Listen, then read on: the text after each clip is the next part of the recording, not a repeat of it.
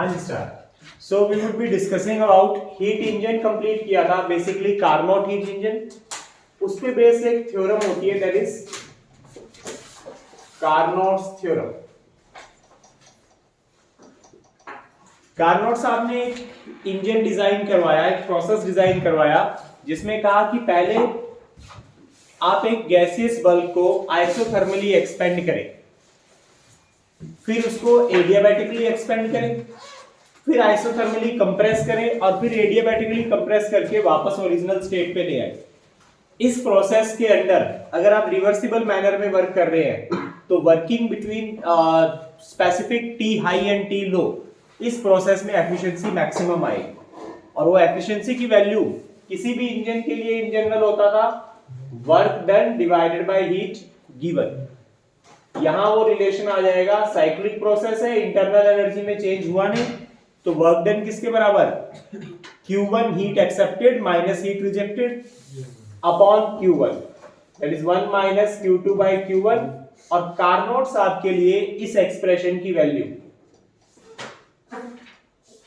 Specifically for Carnot's engine, this expression would reduce to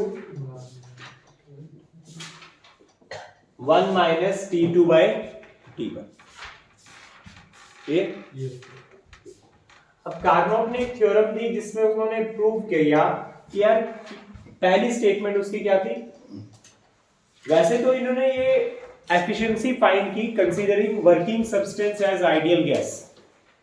जिस structure को आप heat दे रहे थे, जो एक्सपेंड कर रहा था, वो बेसिकली क्या था, ideal gas. And later on he has demonstrated कि इवन अगर वर्किंग सब्सटेंस आइडियल गैस की बजाय लिक्विड होता, सॉलिड होता, तब भी एफिशिएंसी रिलेशन क्या रहते, सेम। तो इसमें लिखिए पहली theorem, the efficiency relation would remain same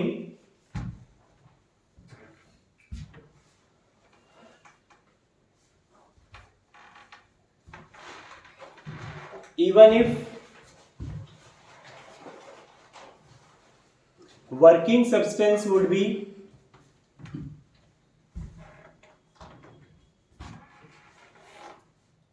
in any other form of the state।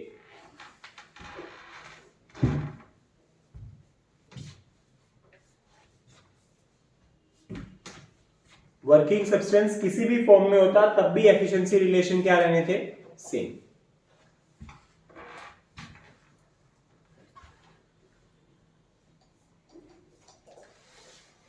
और दूसरी थ्योरम जो थी, दैट हैज इलैबोरेटेड कि कोई भी दूसरा reversible heat engine working between same T low and T high Carnot से ज्यादा एफिशिएंट नहीं हो सकता। सेकेंड लिखिए, no other heat engine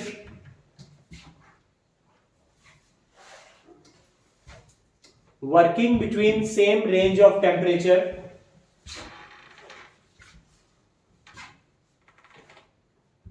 in reversible manner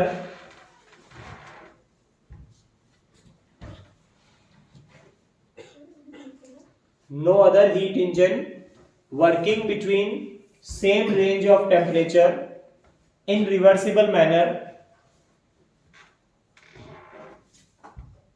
would be more efficient than Carnot।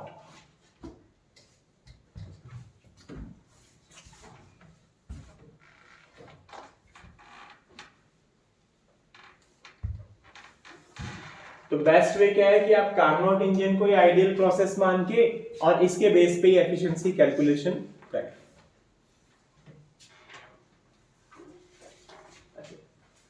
फिर आई लिमिटेशंस ऑफ फर्स्ट लॉ।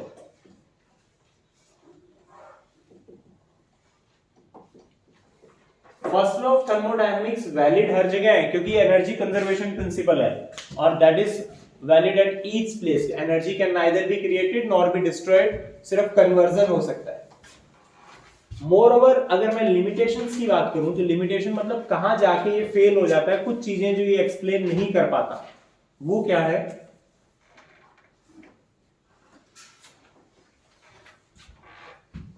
पहली बड़ी लिमिटेशन की फर्स्ट लॉ वो पाथ प्रिडिक्ट नहीं कर सकता जिसमें प्रोसेस एक्चुअली प्रोसीड हो सके। फर्स्ट लॉ सिर्फ क्या करता है, इनिशियल और फाइनल एनर्जी बैलेंसिंग कर सकता है। इनिशियल स्टेट पे जो एनर्जी लेवल और फाइनल स्टेट पे जो एनर्जी लेवल है वो क्या रहनी चाहिए, सेम। सिर्फ इतना काम कर सकता है, वो एक्चुअल में वहां प्रोसेस प्रोसीड करेगा भी या नहीं करेगा ये प्रिडिक्ट नहीं कर सकता। फॉर एग्जांपल, अगर मैं कहूं कि मैंने पहले भी एक एग्जांपल लिया था, अभी बाहर का टेम्परेचर जो होगा वो 13, 14, 15 डिग्री, रूम का टेम्परेचर कंपैरेटिवली उससे थोड़ा ज्यादा है। ठीक है, इट मींस अगर मैं कहूं कि बाहर एनवायरनमेंट का टेम्परेचर कम है लेकिन बहुत बड़ा एनवायरनमेंट है, उसमें हीट कंटेंट कुछ ना कुछ तो होगा, and if the door of the classroom would have been opened or door of institute would have been opened, मान लो मैं कहता हूं कि बाहर से 50 कैलोरी की हीट रूम के अंदर आ गई, तो फर्स्ट लो क्या करेगा, एनर्जी चेक करेगा कि बाहर सिस्टम की एनर्जी 50 कैलोरी क्या होगी कम, और रूम के सिस्टम की एनर्जी 50 कैलोरी इंक्रीज। अगर ये होता है इसका मतलब फर्स्ट लो कहेगा this is a valid process. But practically हमें पता है लो टेम्परेचर रीजन से हाई टेम्परेचर रीजन में हीट अपने आप फ्लो नहीं करेगी, तो ये प्रोसेस प्रैक्टिकली प्रोसीड नहीं हो सकता। बस फर्स्ट लो के कॉरस्पॉन्डिंग इनिशियल स्टेट की एनर्जी लेवल, फाइनल स्टेट की एनर्जी लेवल अगर सेम है, it means that process is a valid process. तो फर्स्ट लो ये प्रिडिक्ट नहीं कर सकता कि इस डायरेक्शन में प्रोसेस प्रोसीड होगा या नहीं। लिमिटेशन देखिए, first low can't predict the direction in which a thermodynamic process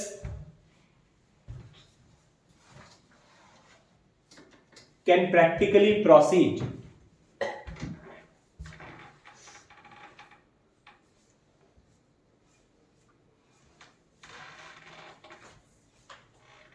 It can only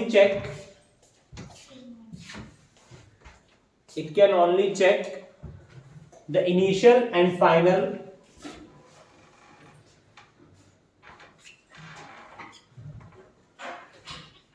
energy value of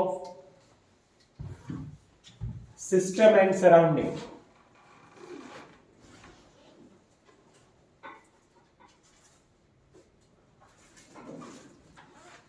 ठीक है, अब इस लिमिटेशन को ओवरकम करने के लिए कौन आया फिर, second law of thermodynamics.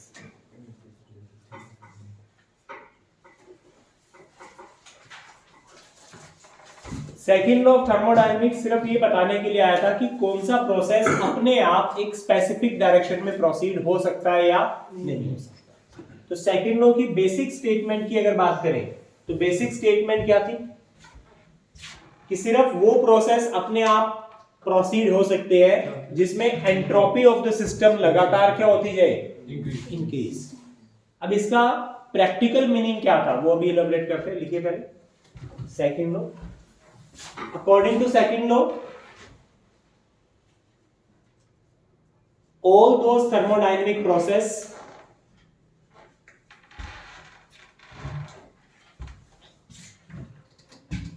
can proceed practically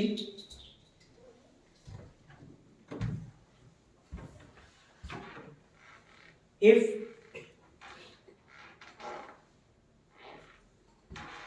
the entropy of system increases continuously.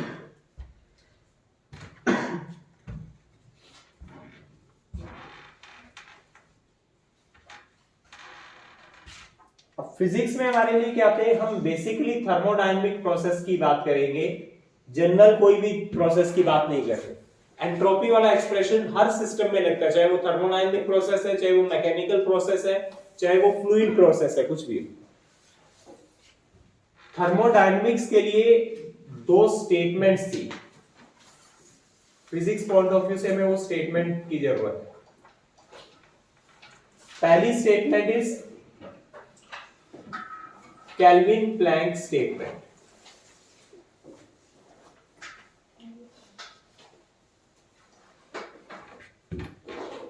Thermodynamic system दो तरह के होते हैं, एक वो सिस्टम जो बाहर से हीट रिसीव करके वर्क परफॉर्म करते हैं, जैसे हीट इंजन टाइप स्ट्रक्चर।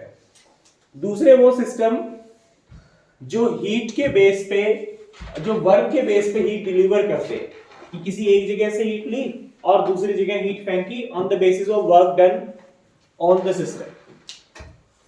तो केल्विन प्लैंक स्टेटमेंट क्या थी कि यार कोई भी ऐसा डिवाइस प्रैक्टिकली फिजिबल नहीं है जो सारी की सारी हीट रिसीव्ड को किस में कन्वर्ट कर दे, वर्क, मैकेनिकल वर्क। क्योंकि अगर उसने सारी हीट को मैकेनिकल वर्क में कन्वर्ट कर दिया तो वापस ओरिजिनल स्टेट में आने के लिए हीट एक्सट्रैक्ट फिजिबल नहीं होगा, और जब तक वो वापस ओरिजिनल स्टेट में नहीं आएगा साइक्लिक प्रोसेस प्रोसीड नहीं करेगा। तो केल्विन प्लैंक स्टेटमेंट क्या थी, लिखिए, it is impossible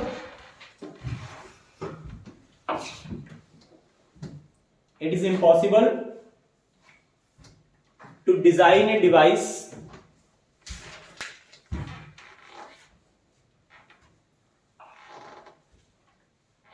whose sole process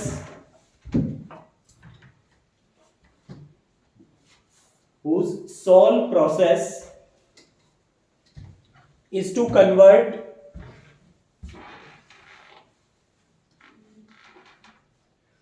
all heat received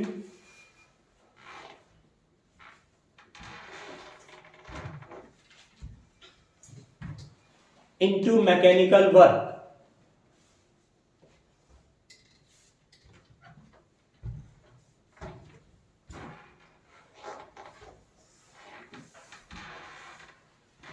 All heat received into mechanical work.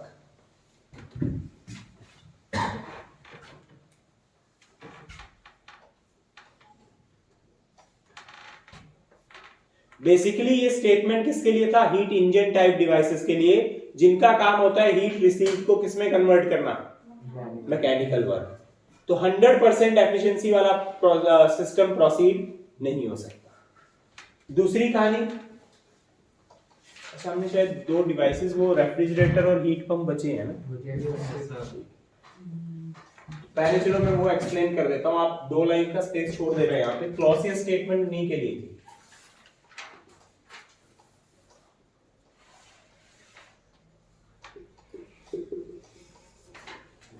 दूसरी स्टेटमेंट थी Clausius statement, and that is basically for second type of devices, जिनका काम क्या होगा कि मैकेनिकल वर्क के बेस पे हीट एनर्जी को एक जगह से दूसरी जगह भेजना।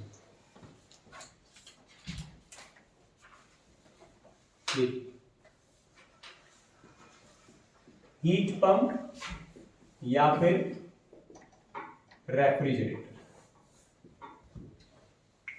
हीट पंप, पहले रेफ्रिजरेटर की बात करो। रेफ्रिजरेटर का काम क्या होता है,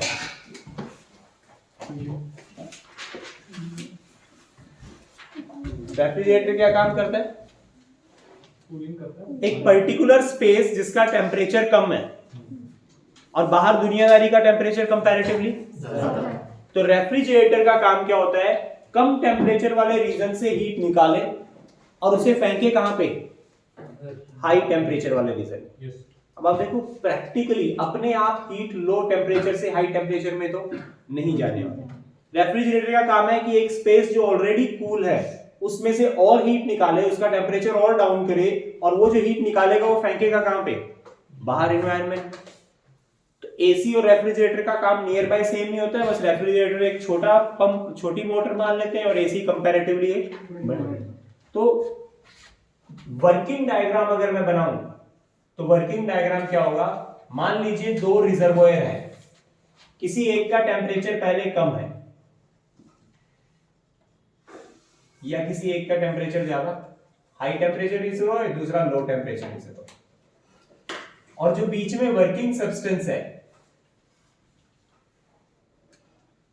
उस वर्किंग सब्सटेंस का काम, इंजन में क्या होता था, हाई टेम्परेचर रिजर्वोयर के कांटेक्ट में रख के हीट रिसीव करता था, उसके बेस पे कुछ वर्क परफॉर्म होता था और बाकी बची हीट किस में फेंक देता था, लो टेम्परेचर। यहां पे क्या होना है कि आप लो टेम्परेचर रिजर्वोयर से हीट खींचोगे,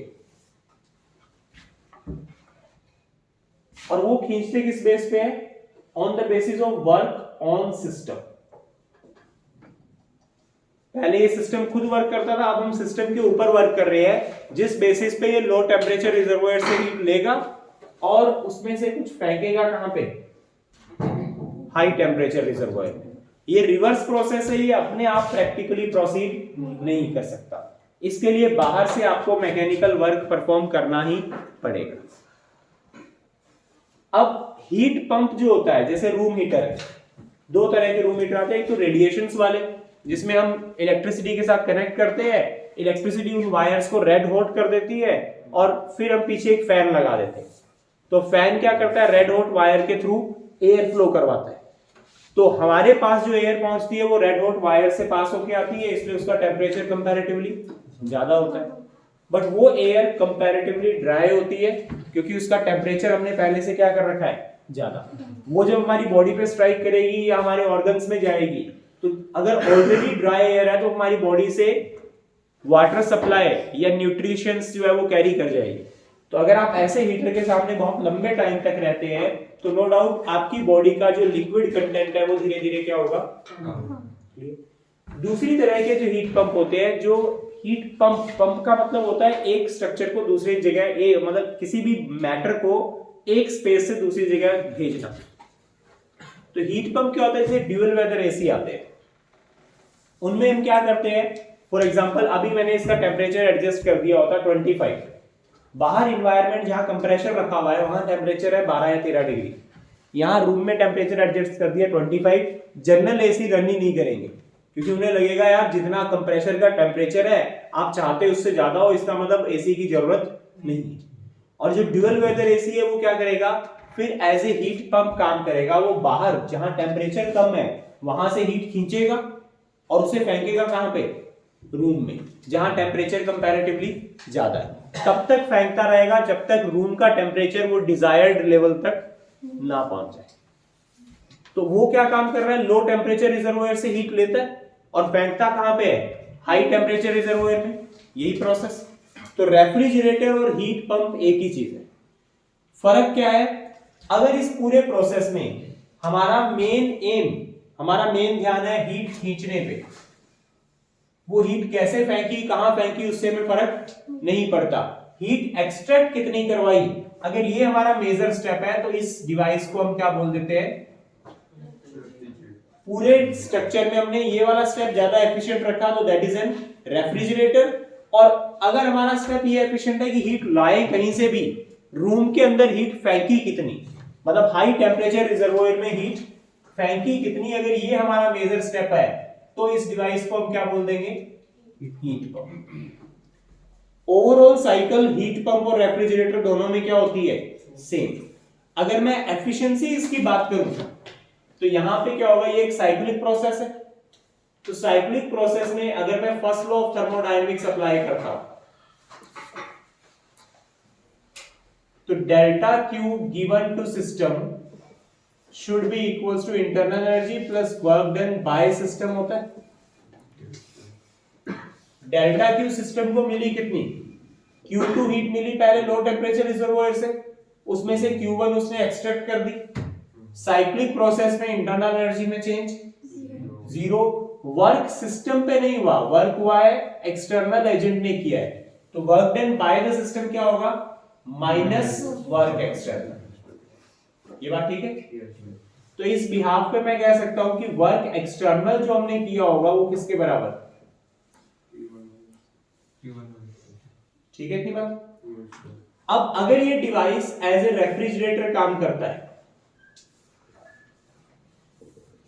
तो इसकी एफिशिएंसी क्या होनी चाहिए?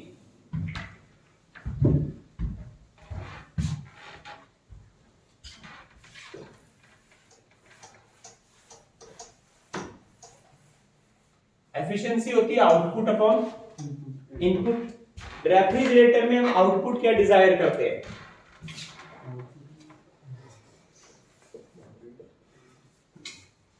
रेफ्रिजरेटर में हमारे लिए आउटपुट क्या है कि लो टेम्परेचर रिजर्वोयर से हीट खींची कितनी।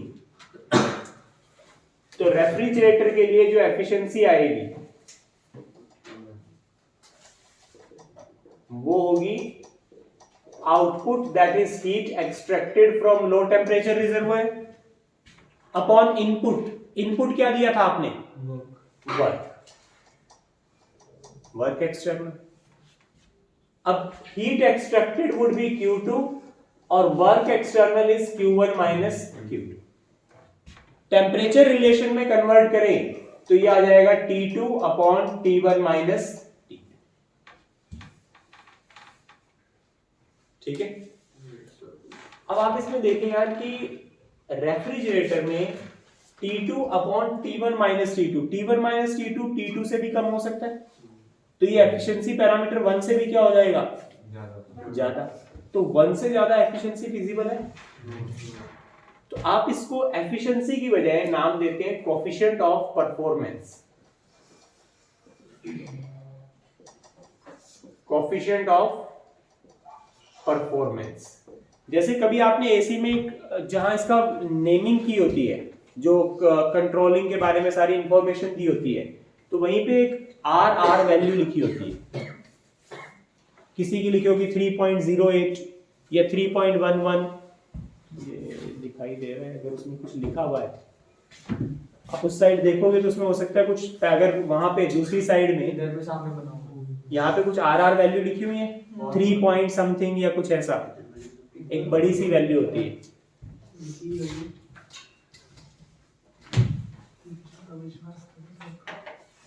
जो सबसे पहली वैल्यू क्या लिखी हुई है ग्रीन सिग्नल में?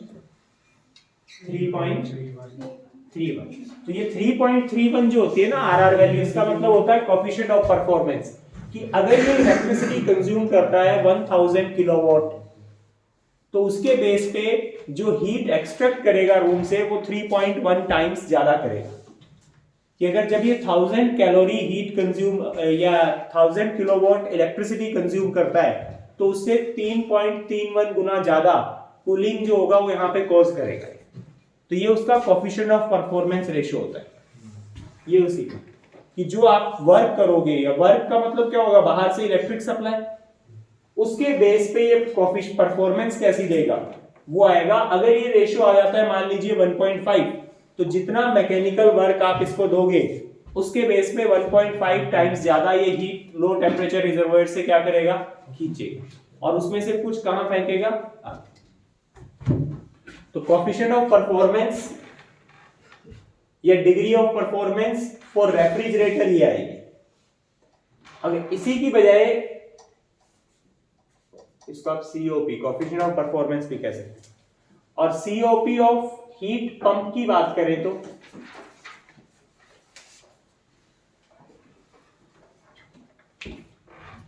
हीट पंप का काम क्या होता है?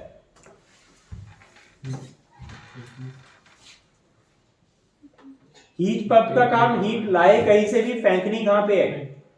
हाई टेम्परेचर रिजर्वोयर में। तो इन आउटपुट जो हीट पंप के लिए होना चाहिए वो क्या है? कहीं से भी हीट आए हमें फर्क नहीं पड़ता, heat rejected into high temperature reservoir कितनी है, कीमत उस बात की है। On the basis of work, तो ये आ जाएगा Q1 अपॉन टेम्परेचर जंक्शंस में कन्वर्ट करें तो T1 अपॉन T1 माइनस। ठीक है। तो पूरे डिवाइस में जो स्टेप ज्यादा एफिशिएंट है उसके कॉरेस्पॉन्डिंग ये डिवाइस की फंक्शनिंग होगी। अच्छा, जो रेफ्रिजरेटर होते हैं उनके पीछे मेटल शीट बनी होती है या मेटल्स की नेट टाइप जाली टाइप स्ट्रक्चर बनी होती है, वो किस लिए? हीट डिसिपेट करने में। जैसे मान लीजिए उनका जो कंप्रेसर है वो कंप्रेसर हीट रिजेक्ट करता है। अगर एक ही जगह हीट रिजेक्ट करेगा तो वो हीट, एयर जो होती है वो कोई इतना अच्छा कंडक्टर नहीं है हीट की, तो जहां पे वो हीट रिजेक्ट करता है वहां टेम्परेचर ज्यादा हो जाएगा और वो हीट आगे फैलेगी नहीं। तो उसमें जो रिजेक्टेड पोर्शन है उसका टेम्परेचर कंपैरेटिवली क्या होता जाएगा? इंक्रीज। तो अब वो जो साइक्लिक एफिशिएंसी आएगी वो धीरे धीरे क्या हो जाएगी? उसकी बजाय अगर आपने मेटल शीट लगा दी यहाँ पे, या मेटल का नेट टाइप स्ट्रक्चर लगा दिया, तो metal is a good conductor of heat. तो जैसे ही हीट यहाँ पे आएगी मेटल के ऊपर वो पूरे स्पेस में फैल जाएगी, और मेटल में हर जगह फैलने का मतलब है अब इस मेटल से बाहर हीट निकलेगी हर जगह, मेटल से जब बाहर हर जगह हीट निकलेगी तो अब स्पेस जिसमें वो एनर्जी फैल रही है वो बढ़ गया, तो टेम्परेचर वेरिएशन कंपैरेटिवली कम होगा। तो आउटसाइड एनवायरनमेंट का टेम्परेचर, जो हाई टेम्परेचर रिजर्वोयर है उसका टेम्परेचर लगभग फिक्स रहेगा। जब तक T2 फिक्स रहेगा तब तक एफिशिएंसी साइकिल्स भी क्या रहेंगी, सेम। ठीक है। अब प्रैक्टिकली अगर आप इस रूम के अंदर रेफ्रिजरेटर का डोर ओपन करके उसे ऑन कर दें तो रूम का टेम्परेचर कम होगा या बढ़ेगा? रूम का टेम्परेचर तो बढ़ जाएगा। मान लीजिए डोर क्लोज किया और एक रेफ्रिजरेटर था यहाँ पे ऑन किया, उसका डोर आपने क्या कर दिया, डोर ओपन करने का मतलब ये हुआ कि आपने जिस स्पेस को कूल करना है वो स्पेस थोड़ा सा क्या कर दिया, बढ़ा दिया कि यार पूरी की पूरी क्लासरूम ही ठंडी हो जाए। ठीक है, उसके बैक तो तो इसका मतलब वो हीट रेडिएट भी यही कर रहा है। तो जिस एनवायरनमेंट से हीट ले रहा है उसी एनवायरनमेंट में हीट एक्सट्रैक्ट कर रहा है। तो क्या कोई चेंज नहीं आया? वो बाहर की इलेक्ट्रिसिटी भी तो कंज्यूम कर रहा है, वो इलेक्ट्रिकल एनर्जी कहाँ गई? इसका मतलब जितनी हीट वो कंज्यूम कर रहा है उससे ज्यादा हीट बाहर रिलीज कर रहा है। इसलिए नेट, अगर इस रूम के अंदर आपने रेफ्रिजरेटर लगा दिया तो उससे फर्क क्या पड़ेगा, नेट हीट एक्सट्रैक्टेड वो रूम के अंदर ज्यादा फेंकेगा, क्योंकि वो जो इलेक्ट्रिकल एनर्जी कंज्यूम कर रहा है वो भी किसमें कन्वर्ट हो रही है, हीट में। तो रूम का टेम्परेचर पहले से बढ़ जाएगा। इसलिए आप कोशिश ये करते हैं कि कंप्रेसर जो पोर्शन हो वो ऐसे एनवायरनमेंट में रखा जाए जहां एयर फ्लो कंटिन्यूअसली हो रही हो, सो दैट वो हीट रूम के अंदर या एनवायरनमेंट के अंदर ऑक्यूपाइड ना हो। इसीलिए हम कंप्रेसर को बाहर की तरफ लगाते हैं एसी की, सो दैट कंप्रेसर से जो हीट एक्सट्रैक्ट हो वो हमारे घरों के अंदर ना हो। क्लियर है इतनी बात? अब जो क्लॉसियस स्टेटमेंट थी दूसरी, सेकंड लॉ की,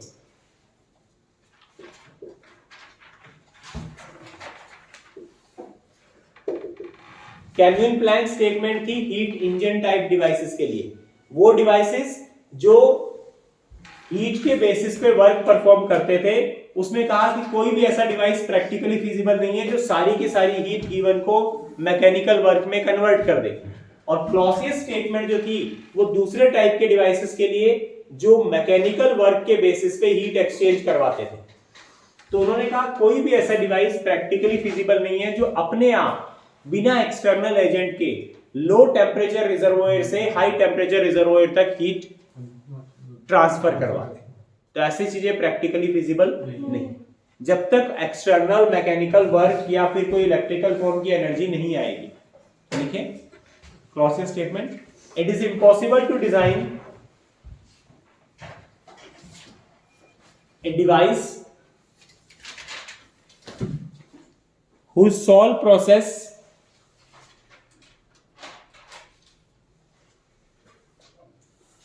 is to convert,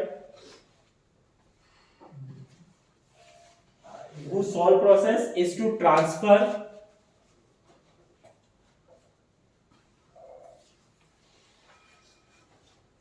heat from low temperature reservoir to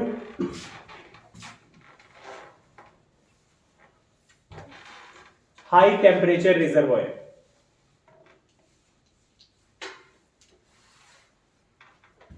Without any external agent।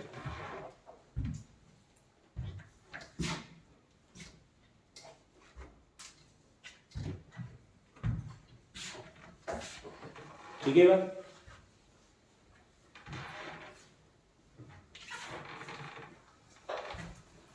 ये दो स्टेटमेंट थी सेकंड लॉ की।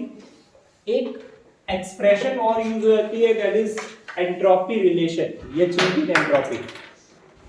एंट्रोपी को रिप्रेजेंट किससे करते हैं हम? और चेंज इन एंट्रोपी,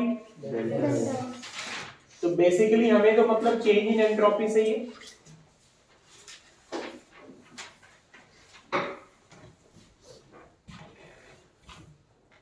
एस या फिर डेल्टा एस जिसे हम कहें, किसी प्रोसेस के लिए एस या डेल्टा एस जो आएगा वो किसके बराबर आएगा? Heat exchanged per unit temperature. अब क्या हर प्रोसेस में टेम्परेचर सेम रहेगा? जैसे कुछ कंडीशंस में टेम्परेचर क्या होता रहता है, इंक्रीज। तो अगर स्टेट चेंज वाला प्रोसेस है और वो मान लीजिए फोर्स्ड प्रोसेस है, that is performing at constant temperature, तो कांस्टेंट टेम्परेचर पे अगर वो प्रोसीड कर रहा है तो हम कह सकते हैं कि change in entropy delta S या एस जो आएगा वो पक्का किसके बराबर आएगा, delta Q divided by T, क्योंकि वहां टेम्परेचर क्या रहने वाला है, कांस्टेंट। और जिसमें टेम्परेचर क्या होता जा रहा है, चेंज।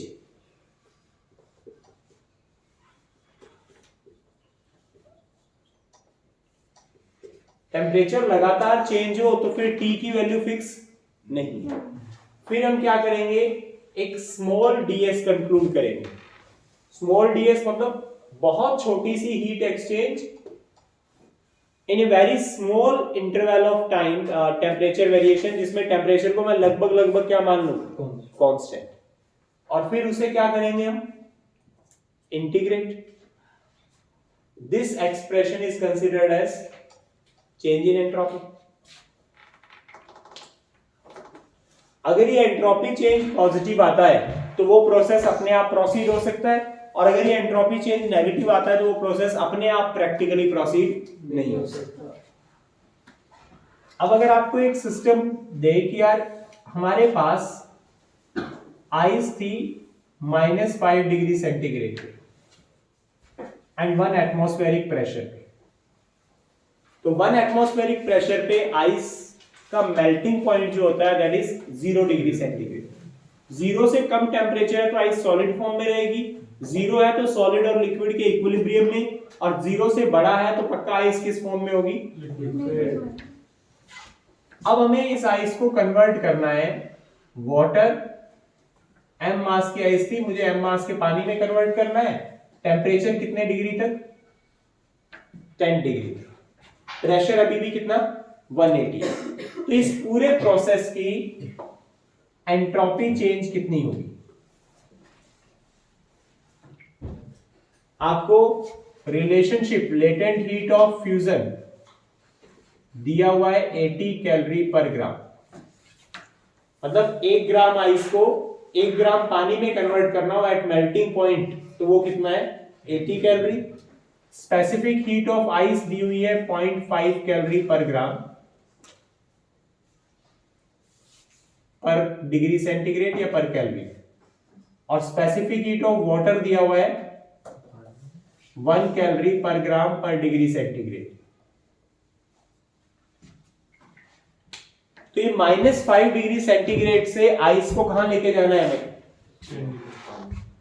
क्या ये प्रोसेस कांस्टेंट टेम्परेचर पे प्रोसीड हो सकता है? बीच रास्ते में सारी चेंजेस हो गई। जैसे शुरू में क्या होगा, इस आइस को अगर आप हीट सप्लाई करोगे तो पहले इस आइस का टेम्परेचर -5 से 0 तक जाएगा। इनिशियली हमारे पास आइस -5 डिग्री सेंटीग्रेड पे, जब आपने हीट दी तो ये टेम्परेचर जो आइस जो है वो -5 से कहां तक जाएगा, 0। और -5 से 0 तक जाने का मतलब है यहां जो हीट गिवन की बात करेंगे वो किसके बराबर आनी है,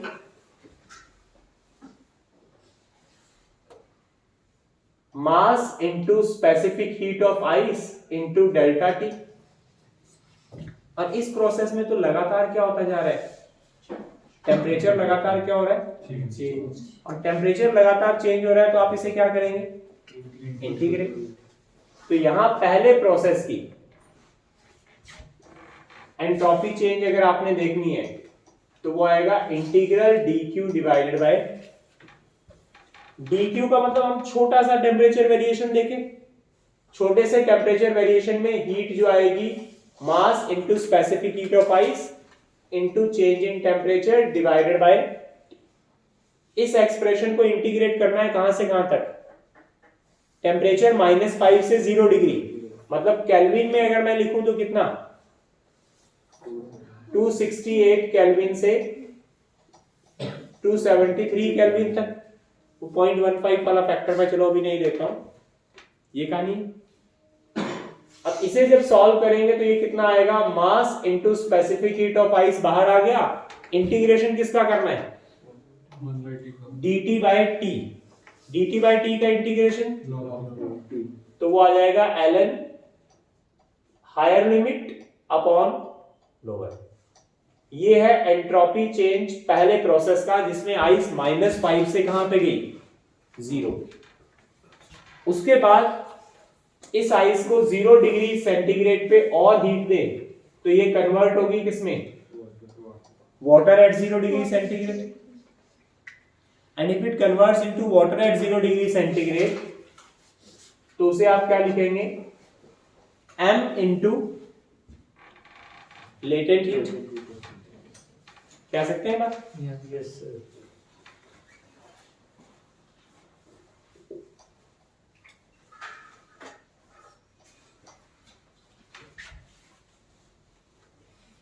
और टेम्परेचर इस पूरी ड्यूरेशन में क्या रहने वाला है, कांस्टेंट।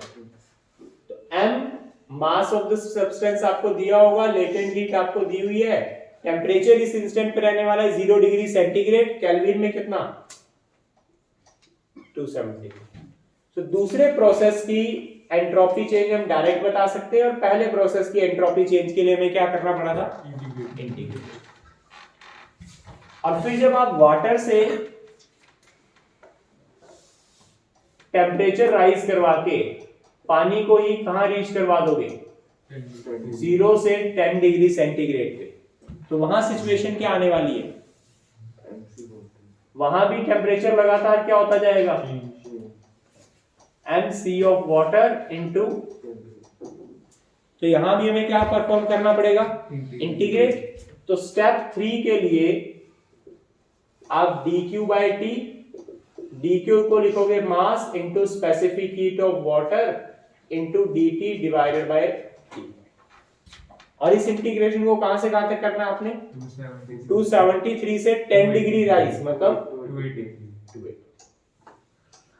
तो ये आ जाएगा मास into specific heat of water into ln 283 divided by 273। This would be delta S3। Clear है बात? So this is the manner how we can conclude out rest of the things. Entropy change generally question नहीं आता, but एक दो बार JEE mains में physics में ही entropy variations के relation पूछे हैं। तो प्रोसेस यही होते हैं, प्रैक्टिकल प्रोसेस। अगर टेम्परेचर कांस्टेंट रहता तो फटक से डायरेक्ट फाइंड कर लेंगे, नहीं रहता तो पहले छोटी वेरिएशन फाइंड करें जिसमें बहुत छोटा सा टेम्परेचर चेंज हो, फिर उस एक्सप्रेशन को क्या करें, इंटीग्रेट। क्लियर है इतनी बात?